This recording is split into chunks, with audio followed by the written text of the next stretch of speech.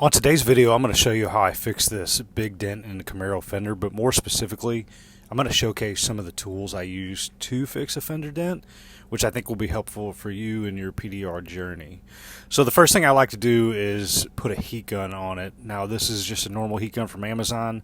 I'm using a Get a Grip handle to hold that heat gun. You can't really see that in the picture, but I'll link all these tools below.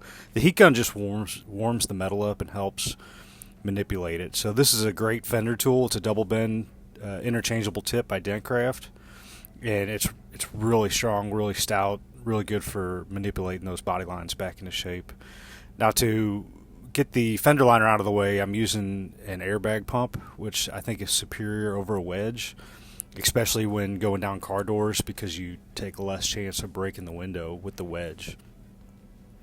So anyways, gonna just do the normal deal, working through the dent, working through the body line, kind of going back and forth.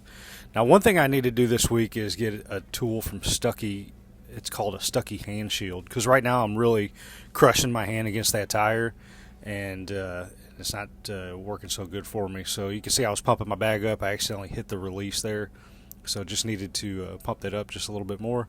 Gonna crush my hand in 2 times speed here so I don't bore you with all my pushes. And then this thing right here is one of my favorite tools. This is a Dent Zapper paddle, and these are the crown jewel tips I have on it. Now this thing extends, so it's really good for blending rails because I can extend that hammer out quite a bit.